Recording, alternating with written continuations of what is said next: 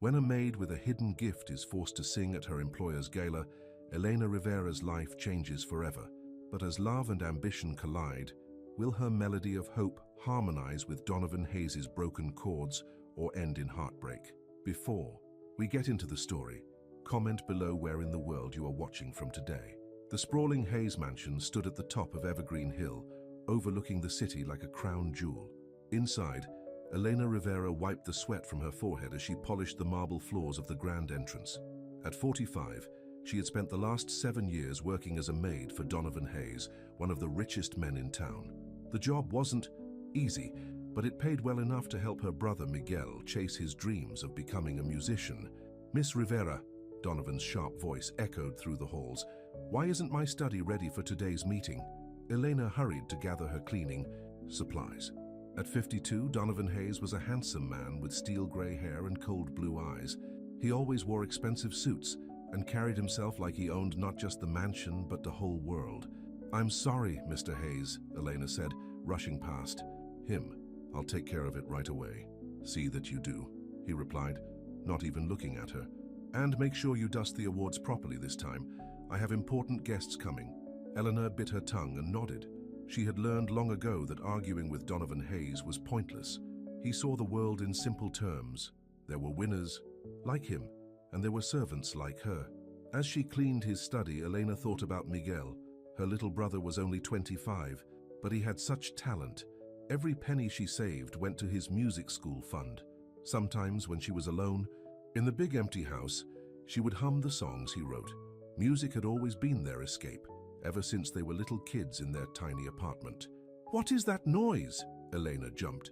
She hadn't heard Donovan enter the study. She had been so lost in thought, she'd been humming one of Miguel's songs, without realizing it. "Nothing, Mr. Hayes," she said quickly. "I was just—" But Donovan wasn't listening. He was staring at her with an odd look in his eyes. "You were singing." "Just humming, sir. I'm sorry if I disturbed you." A smile spread across his face, but it wasn't a kind one. It was the same smile he wore when he was about to close a brutal business deal. No disturbance at all. In fact, I think I just had a brilliant idea." Elena felt her stomach twist. She knew that look. Nothing good ever came from it. "As you know, I'm hosting my annual charity gala next month," he said, walking to his desk. "All the important people in town will be here. Business leaders, politicians, celebrities." "Yes, sir.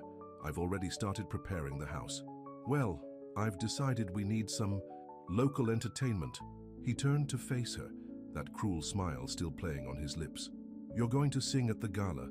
Elena felt the color drain from her face. "Mr. Hayes, I couldn't possibly—" "Oh, but you will," he said firmly. "Unless, of course, you're not interested in keeping your position here." The threat hung in the air between them. Elena thought about Miguel, about his dreams, about the bills she had to pay. She couldn't lose this job. "What would you like me to sing, sir?" she asked quietly. Donovan's smile widened. "Something entertaining. I'm sure you'll think of something appropriate. After all, you want to make a good impression on all those important people, don't you?" As he left the study, Elena sank into one of the leather chairs, her legs shaking. She knew what this was, another way for him to show his power, to remind her of her place. He expected her to fail, to embarrass herself in front of all those wealthy people. That night, as Elena drove home to her small apartment, she called Miguel. "He wants you to what?" Miguel asked, shocked. "Sing at the gala," Elena repeated, trying to keep her voice steady. "In front of everyone." "Sis, that's horrible. He's just trying to humiliate you. You should quit." "I can't, Miguel. You know I can't." There was a long pause on the other end of the line. "Then we'll show him," Miguel said finally. "We'll show them all. Remember what Mom used to say? Music comes from the soul, not from the wallet." Elena smiled, remembering their mother's words. Yes, she did say that. "Come over tomorrow. We'll practice. We'll pick the perfect song, and Elena, we'll make them all sorry they ever looked down on you." As Elena hung up the phone, she felt a little of her fear melt away. Maybe Miguel was right.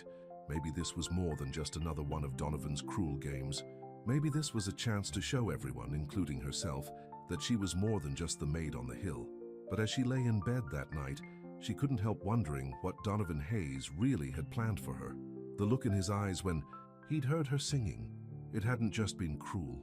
There had been something else there too, something she couldn't quite name. And somehow that scared her more than his usual coldness. The next few weeks at the Hayes mansion were busier than ever. Eleanor worked double time, helping with the gala preparations, while also practicing her singing with Miguel every evening. The grand ballroom was being transformed with crystal chandeliers and golden decorations that probably cost more than she made in a year.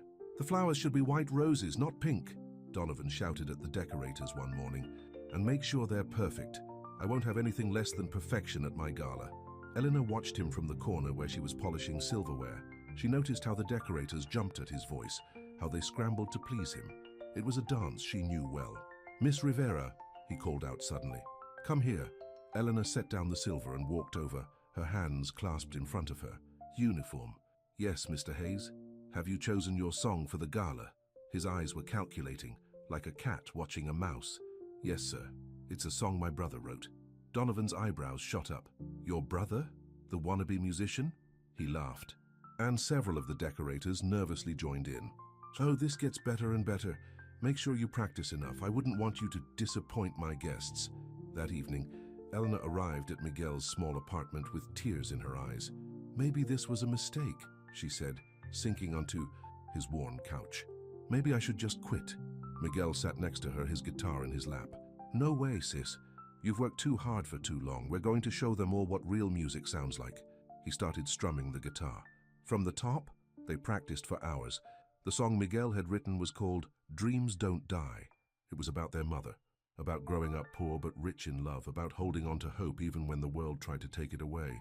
Every time Eleanor sang it, she felt stronger. Meanwhile, back at the mansion, Donovan was having dinner with his closest friend, Richard Sterling, a music producer known for his brutal honesty. "So you're really going to make your maid sing at the gala?" Richard asked, swirling his expensive wine. "That's cold, even for you, Don." "It'll be entertaining," Donovan smirked. "Besides, she needs to learn her place. Lately, she's been walking around here like she owns the place, humming those tunes of hers. And what if she's actually good?" Donovan paused with his wine, glass halfway to his lips. "She won't be. She's a maid, Richard. What could she possibly know about music?" But later that night, alone in his study, Donovan couldn't get Elena's humming out of his head. There had been something about it, something that made him feel uncomfortable. He shook his head, trying to clear the thought. He was Donovan Hayes. He didn't feel guilty about anything. The days flew by and soon it was the night before the gala. Elena stayed late at the mansion, making sure everything was perfect. As she was leaving, she heard piano music coming from the study. She peeked in and saw Donovan sitting at his grand piano, playing a melancholy tune. "I didn't know you played," she said before she could stop herself. Donovan's fingers froze on the keys. "There's a lot you don't know about me, Miss Rivera." His voice was different, softer somehow. "My mother taught me she was a concert pianist." "Was? She died when I was 12. He stood up abruptly, his voice turning cold again. "Not that it's any of your business. Don't you have somewhere to be?" Elena nodded and turned to leave, but his voice stopped her. "Miss Rivera, don't embarrass yourself tomorrow. Or me." She looked back at him, standing there in his expensive suit, looking powerful and somehow very alone. "I won't embarrass either of us, Mr. Hayes. I promise you." That night, neither of them slept well. Eleanor lay awake, running through the song in her head, thinking about her mother, about Miguel, about all the dreams they'd had. In his mansion on the hill, Donovan paced his study, telling himself this would be his greatest entertainment yet. But somewhere deep inside, a voice he hadn't heard in years whispered that he was making a terrible mistake. The morning of the gala dawned bright and clear. Elena arrived early. Her simple black dress carefully pressed, her heart pounding.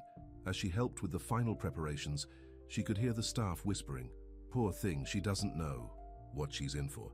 Mr. Hayes really knows how to put on a show. I heard she thinks she can actually sing." But Eleanor kept her head high.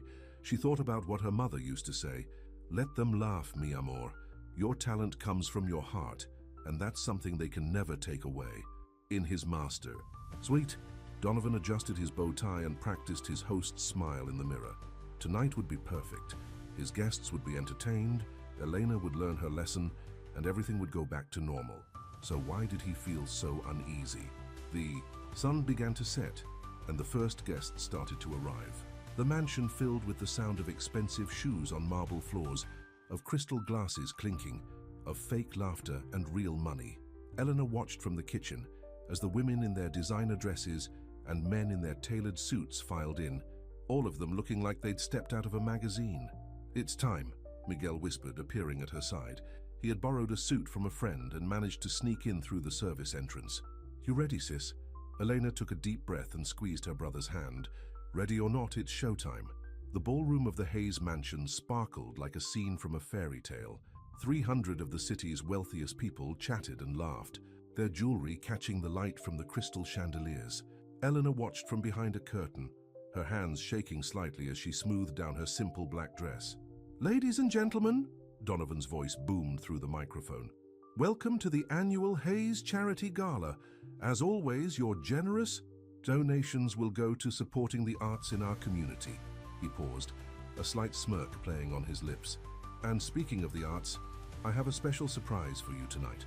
One of our own staff members has volunteered to provide some entertainment." A ripple of whispers spread through the crowd. Elena could see the wealthy women exchanging glances, could hear their barely hidden snickers. "Miss Elena Rivera," Donovan announced, his voice dripping with false warmth, "has been my housekeeper for 7 years. Tonight she'd like to share her talent with us." "Miss Rivera." Elena stepped out from behind the curtain. The spotlights felt hot on her skin, and the crowd seemed to stretch endlessly before her. She caught sight of Miguel in the back, giving her an encouraging nod. "Thank you, Mr. Hayes," she said into the microphone, her voice steadier than she felt. "The song I'm going to sing tonight was written by my brother. It's called Dreams Don't Die." More whispers, more smirks. Donovan took his seat in the front row, that cruel smile still on his face. But Elena closed her eyes and thought of her mother, of Miguel, of all the nights they'd spent singing in their tiny kitchen. The music started, Miguel's gentle guitar, playing, filling the massive room. Elena took a deep breath and began to sing.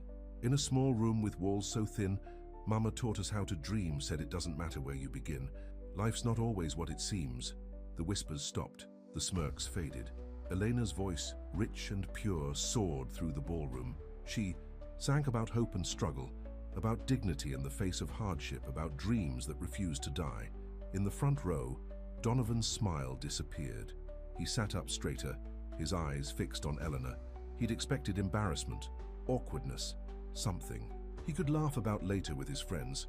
Instead, he was hearing something he hadn't heard in years. Real music, straight from the heart. "Though they try to break us down, we keep our heads up high. They can't take what's in our hearts, 'cause dreams don't ever die." As Elena sang the chorus, she opened her eyes. The room was completely silent, except for her voice and Miguel's guitar.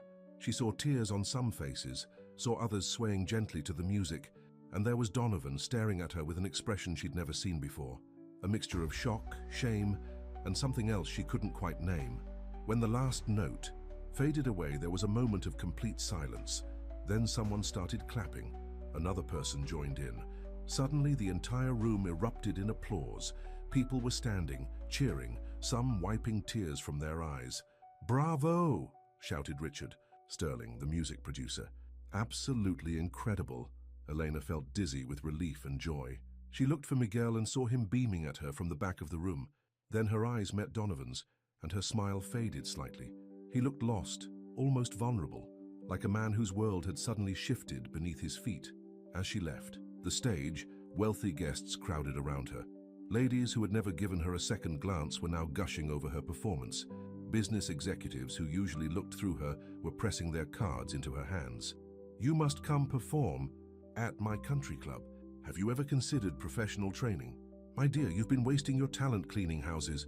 Elena handled their attention gracefully, thanking them but not making any promises. She was looking for Miguel, wanting to share this moment with him, when she felt a hand on her arm. It was Donovan. "Miss Rivera," he said, his voice rough. "A word in private, please." She followed him to his study, her heart pounding for a different reason now. The applause was still echoing in her ears as he closed the door behind them. "Mr. Hayes," she started, but he held up his hand. "You surprised me," he said quietly. "I didn't." He stopped, ran a hand through his hair. "I never expected." "You wanted to humiliate me," Elena said, finding her courage. "And now you can't stand that I proved you wrong."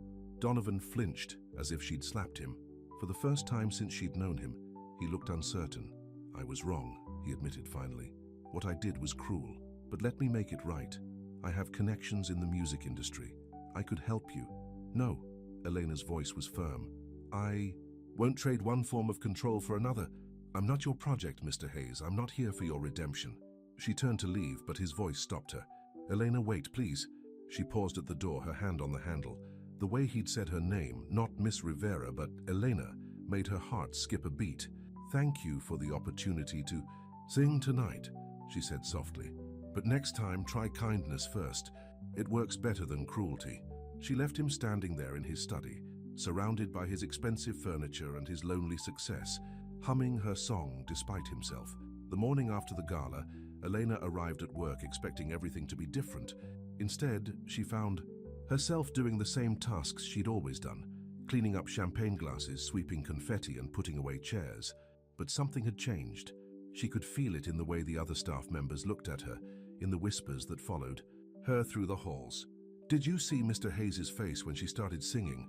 I heard Richard Sterling wants to sign her." She showed them all, didn't she? Donovan hadn't come down from his room yet, which was unusual. He always started his days early, barking orders and making phone calls. Elena was cleaning near his study when she heard voices inside. "You can't just ignore what happened last night," Richard Sterling was saying. "That woman has a gift, Don, real talent, raw, untrained, but genuine.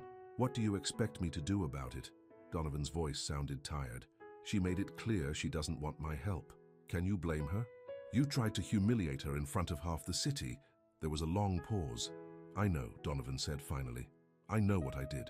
Eleanor moved away quickly, her heart pounding. She'd never heard Donovan Hayes admit he was wrong about anything. At lunch break, she called Miguel from the kitchen. "Sis, you're famous," he exclaimed. "Your performance is all over social media. Someone recorded it on their phone. People are sharing it like crazy." Elena sat down hard in a kitchen chair. "What? But how?" "Because you were amazing. Oh, and guess what? 3 different music producers called me this morning. They want to talk to you." Elena felt dizzy. This wasn't part of the plan.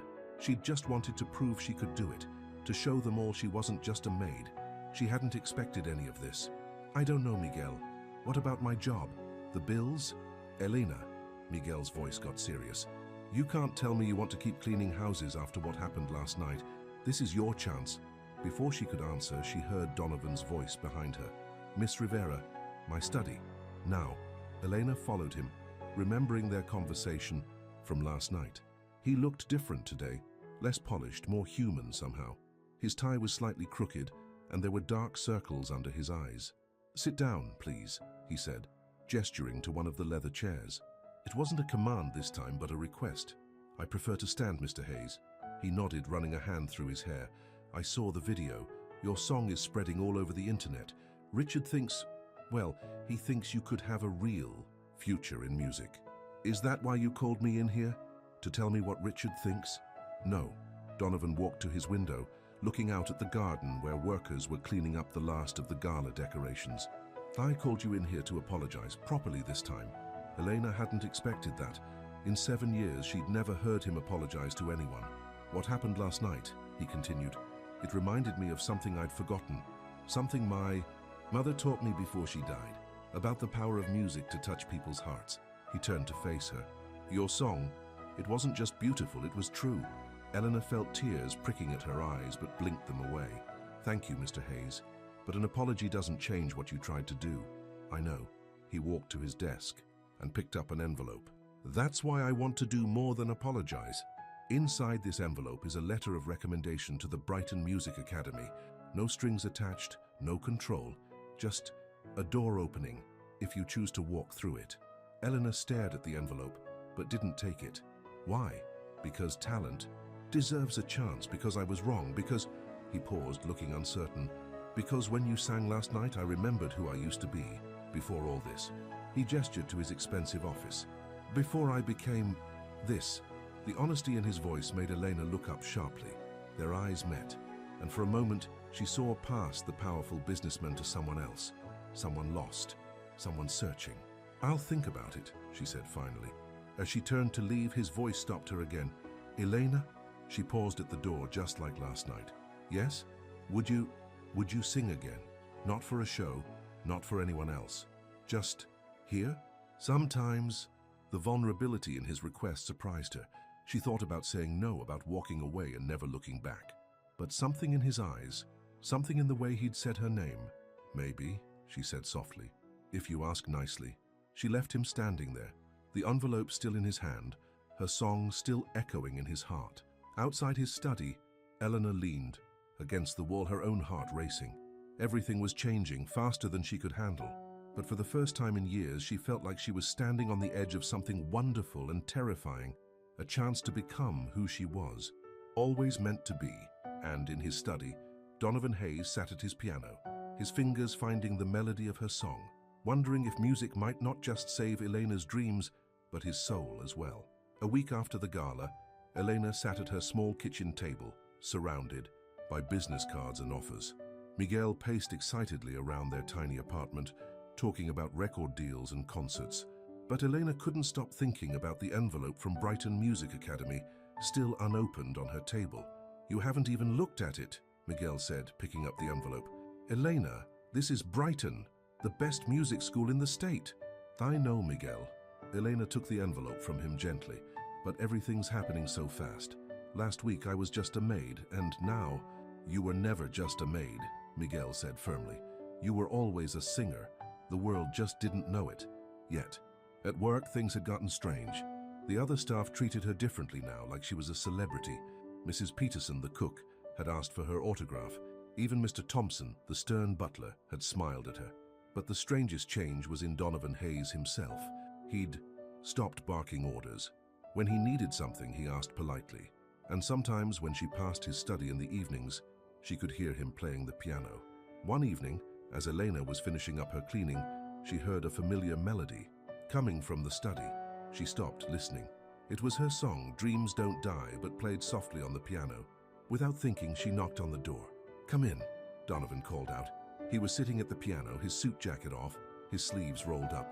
He looked younger somehow, less rigid. You've been practicing, Eleanor said. Donovan's fingers stilled on the keys.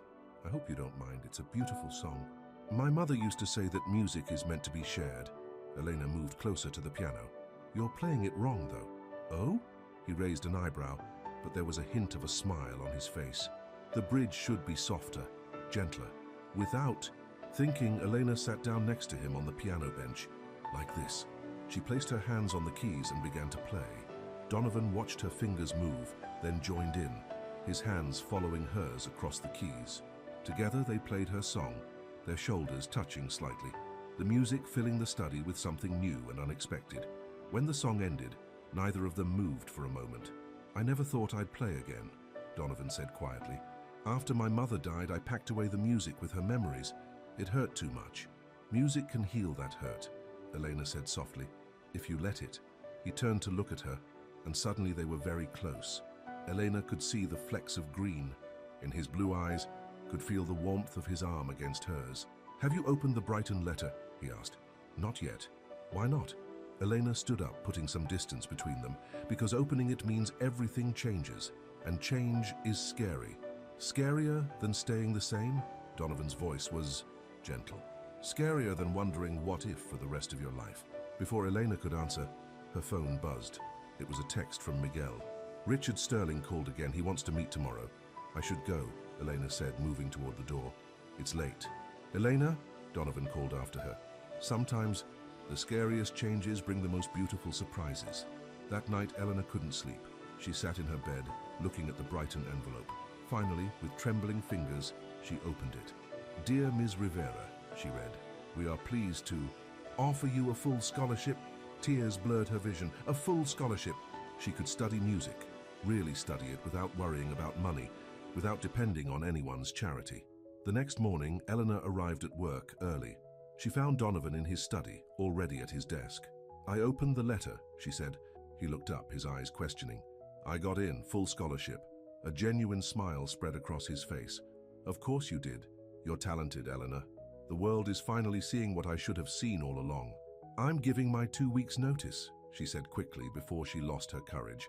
I'm going to take the scholarship, and I'm going to meet with Richard Sterling. Donovan stood up and walked around his desk. Good. That's good. He seemed to be struggling with something. But you'll still come by sometimes to practice on the piano. Elena looked at him, really looked at him. The powerful businessman was gone. In his place was just a man, asking her not to disappear from his life completely. Only if you promise to keep practicing, she said with a small smile. Your bridge still needs work. He laughed, a real laugh that made him look years younger. It's a deal. As Elena left his study, she felt lighter somehow. Change was coming, big change, but maybe Donovan was right.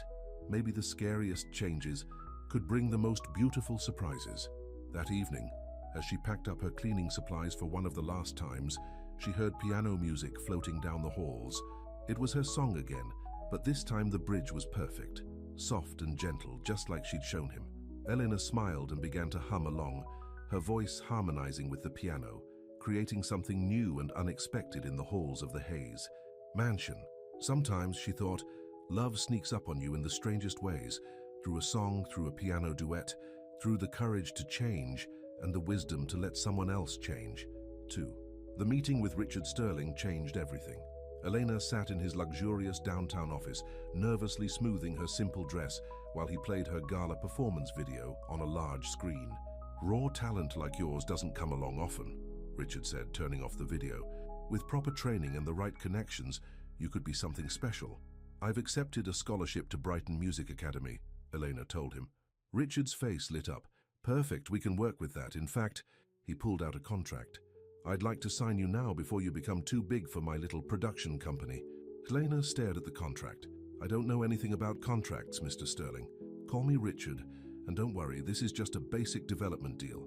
We'll invest in your training, help shape your career, and when you're ready, we'll produce your first album. It all seemed too good to be true. Can I have some time to think about it? Maybe have someone look at the contract? Richard smiled. Of course. Take it home, have a lawyer review it. But don't take too long. Opportunities like this don't come around every day. That evening, Elena found herself driving to the Hayes mansion, even though it was her day off. She found Donovan in his usual spot at the piano. I didn't expect to see you today, he said, looking pleased but surprised. Elena pulled out the contract. I need your help. Richard Sterling offered me a deal, but I don't understand all this legal language. Donovan's face grew serious as he took the contract. Sit down, he said, gesturing to a chair. Let's look at this together. For the next hour, he went through the contract line by line, explaining the terms, pointing out the hidden clauses. Elena watched his face as he read, saw how his business mask slipped back on. This is a terrible deal, he said finally. He's trying to own everything. Your songs, your image, even your teaching rights at Brighton. You'd be signing away your freedom. Elena's heart sank. But he seemed so nice. Richard is a businessman first. He saw an opportunity and tried to grab it.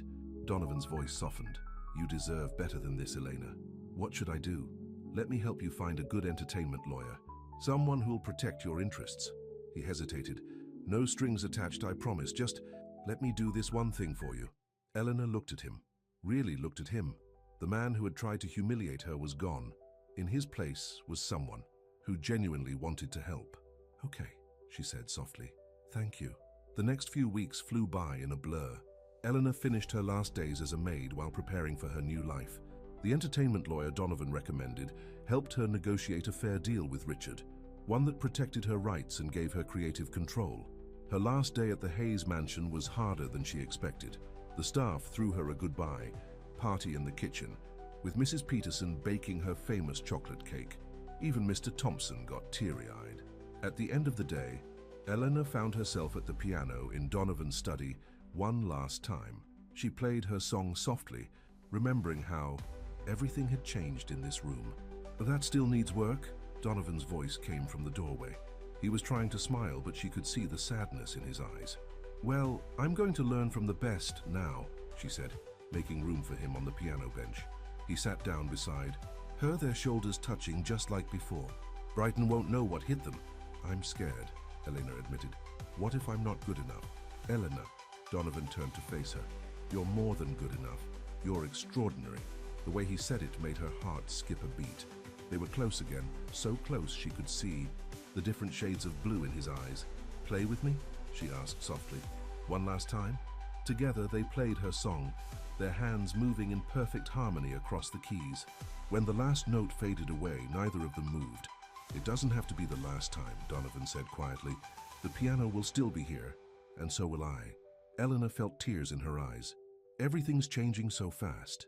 Change can be good, he said, reaching out to wipe away a tear that had escaped down her cheek. His touch was gentle, almost reverent. Sometimes it takes a big change to show us what was right in front of us all along. Their eyes met, and in that moment, something shifted between them. The air seemed to crackle with possibility. I should go, Elena whispered, but she didn't move. Stay, Donovan said softly, just for a little while longer. And so she stayed, playing the piano with him as the sun set outside his study windows, neither of them willing to be the first to say goodbye. Because sometimes, Elena thought, the end of one story is just the beginning of another, one even more beautiful than you could have imagined. Brighton Music Academy was everything Elena had dreamed of and more. The practice rooms filled with sunlight, the sound of music floating through every hallway, the passionate teachers who pushed her to be better. It all felt like a beautiful dream. But it wasn't easy. Most of her classmates were half her age and had been training since childhood. They looked at her strangely when she told them she used to be a maid, whispered behind their hands when she walked by. Don't let them get to you, her vocal coach, Mrs. Bennett, told her after a particularly hard day. You have something they don't, life experience. That's what makes your voice special. Elena thought about those words as she sat in one of the practice rooms late one evening. She'd been at Brighton for a month now, and sometimes she still felt like an imposter. Her fingers moved over the piano keys, playing the song that had changed her life. Her phone buzzed with a text message. It was from Donovan. How was your big test today? Elena smiled. He'd been texting her regularly, checking on her progress. Sometimes they'd talk for hours about music, about her classes, about everything and nothing. I passed, she typed back. Mrs. Bennett says I'm making good progress. 3 dots appeared as he typed his response. Never doubted you for a second. Piano still misses you, though. Her heart fluttered. Just the piano. This time the 3 dots appeared and disappeared several times before his response came. No, not just the piano. Elena stared at those words, her cheeks warming. Before she could respond, another text came through. Having dinner at home tonight. Could use some company, and maybe a piano lesson? She looked at the time. It was already 7 p.m. and she had an early class tomorrow, but something made her type, "Give me 30 minutes." The drive to the Hayes mansion was familiar, even though she hadn't been there in weeks. The guards smiled and waved her through. She wasn't stuff anymore, but they all remembered her. She found Donovan in the kitchen, of all places, attempting to cook. "Are you actually making dinner?" she asked, trying not to laugh at the sight of him in an apron. He turned around, looking slightly embarrassed but happy to see her. "Trying. So Mrs. Peterson left some instructions, but I think I'm doing it wrong." Elena looked at the mess on the counter. "Move over. Let me help before you burn down the mansion." Together they managed to salvage the pasta dish he'd been attempting. As they worked side by side in the kitchen, Elena couldn't help but marvel at how natural it felt, so different from when she'd been his maid. "I never knew you couldn't cook," she said as they sat down to eat. "There's a lot you don't know about me," he replied, his eyes serious. "I'd like to change that." After dinner, they moved to the study. The piano waited for them, its keys gleaming in the soft light. "Show me what you've learned," Donovan said, sitting beside her on the bench. Elena began to play a classical piece she'd been practicing at school. Her fingers moved more confidently now, her technique improved by weeks of proper training. "Beautiful," he said when she finished. But what? It's perfect, but it's missing something. The heart I heard in your song at the Gala." Elena nodded. "My teachers keep telling me to focus on technique. Sometimes I feel like I'm losing myself in all the rules." "Play your song," Donovan suggested, "the way you feel it." She started playing Dreams Don't Die, but this time she let all her feelings flow into the music, her fears, her hopes, her dreams. And something else, something new that made her heart race whenever she looked at the man sitting beside her. Donovan joined in, their hands moving together across the keys like they'd never been apart. When the song ended, the silence felt electric. "I've missed this," he said softly. "The music? You." Eleanor's heart pounded. They were close again, so close she could feel the warmth of his breath. "Donovan," she whispered, "what are we doing?" "I don't know," he admitted. "I just know that nothing's been the same since you left. The house feels empty. The music feels hollow." He reached up to touch her cheek. "I keep thinking about that night at the Gala. How blind I was not to see you, really see you until then. I was just the maid, Elena said, her voice trembling. No, he said firmly. You were never just anything, you were always extraordinary. I was too wrapped up in my own importance to notice. Before she could respond, his phone rang. A sharp intrusion into their moment. It was Richard Sterling. I have to take this, Donovan said reluctantly. Elena stood up, gathering her things. I should go anyway. Early class tomorrow. Eleanor, wait. It's okay, she said, managing a smile. Thank you for dinner. She drove home in a daze, her mind spinning. What was she doing? He was Donovan Hayes, her former employer, a millionaire. She was a former maid trying to make it. As a singer, it was like something out of a fairy tale, and fairy tales weren't real. But as she lay in bed that night, she couldn't stop thinking about the way he'd looked at her, the way her heart had raced when he touched her cheek. Her phone buzzed with one last text from him. Sweet dreams, extraordinary girl. Elena hugged her pillow, torn between joy and fear. She was learning so much at Brighton, about music, about herself, about what she could become. But this thing with Donovan, it scared her more than any challenging piece of music, because if she was wrong, if this was just another fairy tale, this time her heart might not survive the fall. 2 months into her studies at Brighton, Eleanor was preparing for her first public recital when the gossip started. It began with whispers in the hallways, then grew into pointed questions from her classmates. Is it true you're dating Donovan Hayes? Did you really go from being his maid to being his girlfriend? Is that how you got into Brighton? Eleanor tried to ignore the talk, but it was hard, especially when she saw the article in the local society pages. Millionaire's maid turned music student. The real story, complete with grainy photos of her entering the Hayes mansion at night. Don't let it bother you, Miguel said when she showed him the article. People always talk when they're jealous. But it did bother her, especially since she and Donovan hadn't even defined what was happening between them. They spent evenings together at the piano, talked for hours, shared lingering looks and almost kisses, but neither of them had put it into words. Then came the day she overheard 2 students talking in the practice room next to hers.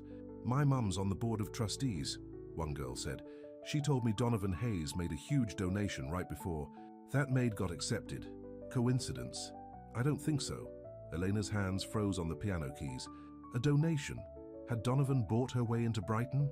That evening, instead of going to their usual piano session, she drove to Richard Sterling's office. Elena! Richard welcomed her warmly. I was just about to call you. The studio time is booked for your demo next month. Did Donovan Hayes make a donation to Brighton to get me accepted? Richard's smile faded. Ah, you heard about that. So it's true? Eleanor felt sick. Eleanor, sit down. Richard gestured to a chair. Yes, Donovan made a donation, but that's not why you got in. Your talent earned you that spot. Then why didn't he tell me? Because I asked him not to. Richard sighed. The donation wasn't for you. It was for a new music program. For underprivileged students. Something your story inspired him to do. But I knew if he told you, you'd react exactly like this. Eleanor didn't know what to believe. She left Richard's office and drove straight to the Hayes mansion, her hands shaking on the steering wheel. She found Donovan at the piano playing her song. He smiled when he saw her, but his smile faded when he saw her face. Why didn't you tell me about the donation to Brighton? His fingers stilled on the keys. Elena, did you think I wouldn't find out, that I wouldn't care that you bought my way in? That's not what happened. Donovan stood up. Your talent got you in. The donation was something else entirely. Then why keep it a secret? Because I knew you'd misunderstand. He ran a hand through his hair in frustration. Everything I do when it comes to you, I have to be so careful. You're so quick to think the worst of me. Can you blame me? Elena's voice cracked. You tried to humiliate me at the gala. How do I know this isn't just another game? A game? Donovan stepped closer, his eyes intense. You think these past months have been a game, the hours we've spent together, the music we've shared? I don't know what to think anymore. Eleanor wrapped her arms around herself. Everyone at school is talking. They think I slept my way in, that I'm just a gold digger trying to trap you. Since when do you care what people think? Since it started affecting my music. Tears spilled down her cheeks. I can't concentrate in class. I can't practice without hearing the whispers. My recital is next week and I'm falling apart. Donovan reached for her, but she stepped back. Elena, please let me explain. I need time, she said, wiping her eyes. I need to focus on my music. I need space. Don't do this." His voice was rough with emotion. "Don't let other people's opinions come between us." "Us?" Elena laughed bitterly. "Is that what we are? You never even defined it. We just existed in this bubble, playing piano and pretending the real world wouldn't catch up to us. Then let me define it now." Donovan moved closer, his eyes pleading. "I'm in love with you, Elena.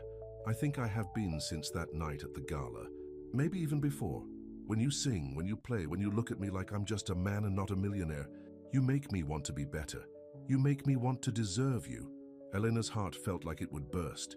Everything she'd wanted to hear, everything she'd dreamed about, but the timing was all wrong. "I can't," she whispered. "Not now. I need to prove to myself and everyone else that I can do this on my own, that I earned my place at Brighton, that I'm more than just Donovan Hayes' charity case. Elena, please." She backed away toward the door. "Just give me time." This time, when she left the study, the silence behind her was deafening. No piano music followed her out. No text message lit up her phone as she drove home.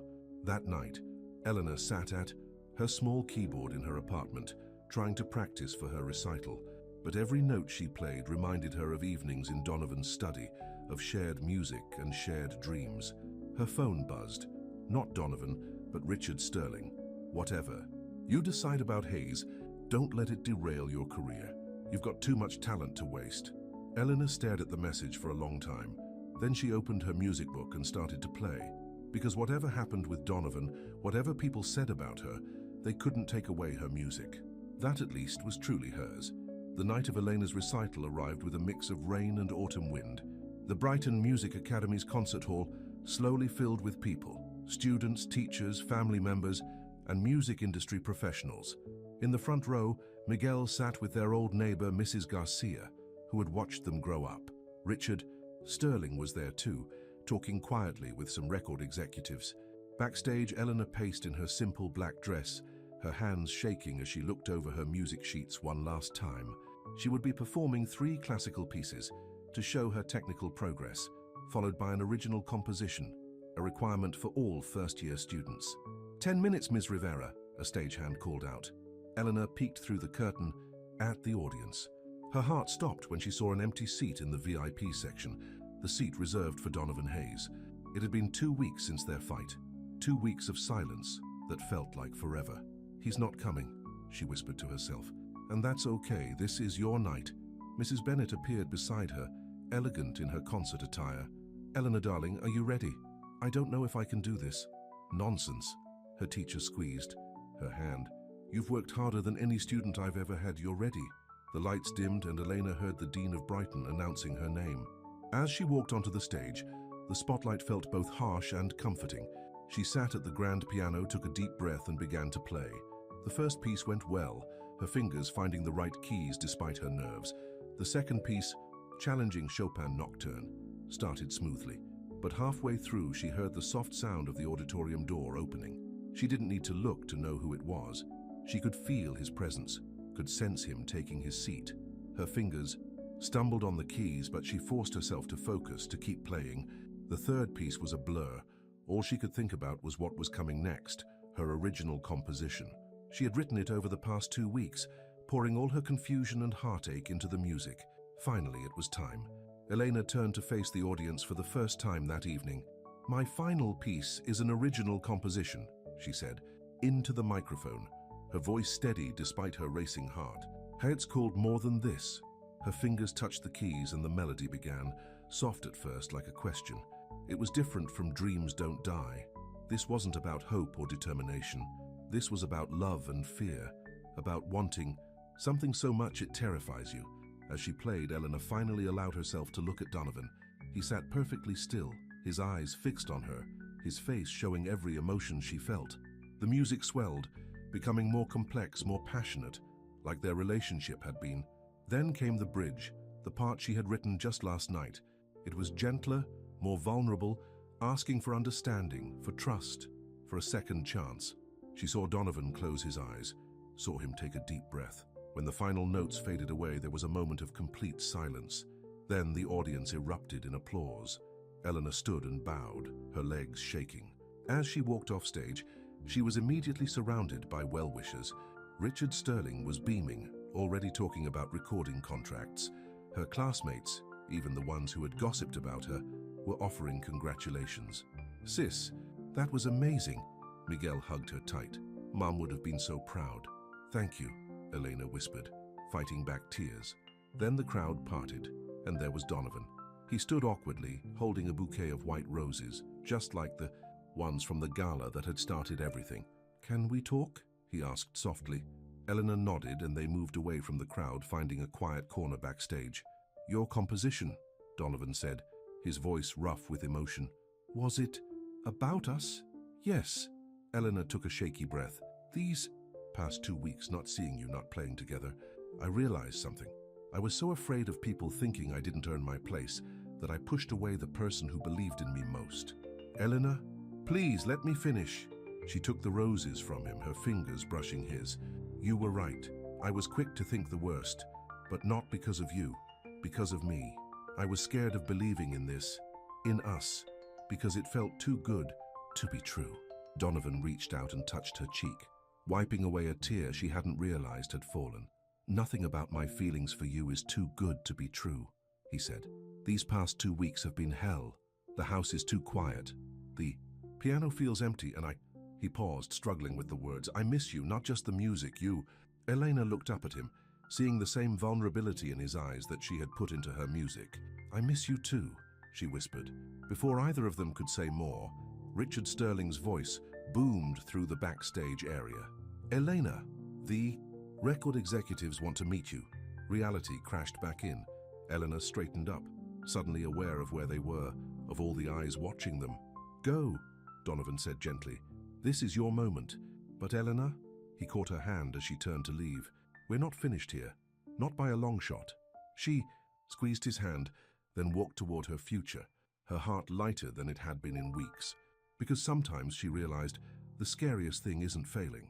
It's letting yourself believe in something wonderful, something real, something more than you ever dreamed possible. 6 months after her recital, Eleanor stood in the wings of the city's largest concert hall. Through the curtain, she could hear the excited murmur of the audience gathering for Brighton's spring showcase. But this time she wasn't nervous. This time she was ready. 5 minutes, Ms. Rivera," the stage manager said. Eleanor smoothed down her midnight blue evening gown, a gift from Mrs. Bennet, who had become more than just a teacher over the past months. The dress sparkled under the stage lights, making her feel like a different person from the maid who had once cleaned these same floors. Her phone buzzed with a text from Miguel. "Break a leg, sis. We're all here." She smiled, knowing that all meant quite a crowd. Miguel was there with Mrs. Garcia, along with Mrs. Peterson and Mr. Thompson from the Hayes Mansion. Even some of her former critics from school had become supporters after her recital performance had gone viral online. Richard Sterling had been true to his word, working with her to record her first EP. More than this, was already getting radio. Play and music critics were calling her the authentic voice of real emotion.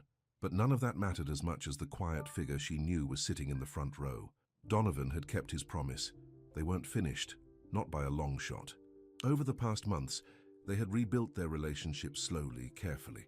No more secrets, no more assumptions. They still played piano together, but now they also talked, really talked, about their fears, their dreams, their past wounds that needed healing. "Ladies and gentlemen," the dean's voice boomed through the speakers, "please welcome to the stage Elena Rivera." Elena walked out into the spotlight, her head held high. The grand piano waited for her, gleaming under the lights. As she sat down, she caught Donovan's eye in the front row. He gave her a small nod, and her heart swelled with love and gratitude. "Tonight," she said into the microphone, "I'd like to share something new with you. A duet I've written called Second Chances." The audience murmured in confusion as she gestured off stage. Then Donovan stood up from his seat and walked onto the stage. They had practiced this for weeks in secret. As he sat beside her at the piano, Eleanor saw the same joy in his eyes that she felt in her heart. Together, they began to play. The duet started with her part, a melody of questioning, of searching. Then his part joined in, hesitant at first, then growing stronger. The two musical lines danced around each other, sometimes clashing, sometimes harmonizing, until they finally came together in a theme that spoke of love, forgiveness, and the courage to believe in second chances. As they played the final notes together, Elena felt tears of joy sliding down her cheeks. The audience erupted in thunderous applause, but she barely heard them. All she could see was Donovan, looking at her with such love and pride that her heart felt like it would burst. They stood and bowed together. As they walked off stage, Donovan caught her hand. "Marry me," he said simply. Elena stopped walking. "What? Marry me?" He pulled a small box from his pocket. "I've been carrying this around for weeks, waiting for the right moment. But every moment with you is right. I love you, Elena. Not just your music, not just your voice, but all of you. Your strength, your dignity, your ability to see the best in people, even when they don't deserve it." Elena looked at the ring. Simple, elegant, perfect, just like the love they had built together. "Are you sure?" she asked. "People will talk. Let them." Donovan smiled. "We'll give them something worth talking about. The Maid and the Millionaire making beautiful music together. It's a better story than any fairy tale." Elena laughed through her tears. "Yes," she said. "Yes to all of it." Later that night, after the celebrations and congratulations, after Miguel's excited hugs and Richard's practical discussions about wedding publicity, Elena and Donovan returned to his study. Their study now, really. They sat at the piano where it had all begun, where a cruel plan had transformed into the most beautiful love story either of them could have imagined. "Play our song," Donovan said softly. Elena's fingers found the keys, playing Dreams Don't Die. But this time the song wasn't just about hope and determination. It was about love that transforms, about hearts that learn to trust, about dreams that come true in ways you never expected. As the final notes faded away, Elena looked at her ring sparkling in the soft light. "You know what my mother used to say about music?" "What's that?" "She said music is God's way of giving us a second chance at love." Elena turned to face him. She was right. Donovan leaned in and kissed her softly. "No more second chances needed," he whispered. "We got it, right this time." Outside the study windows, the city lights twinkled like stars. Inside, the piano waited patiently for tomorrow's music. And in that moment, Elena knew that sometimes the most beautiful songs aren't the ones we hear with our ears, but the ones we feel with our hearts.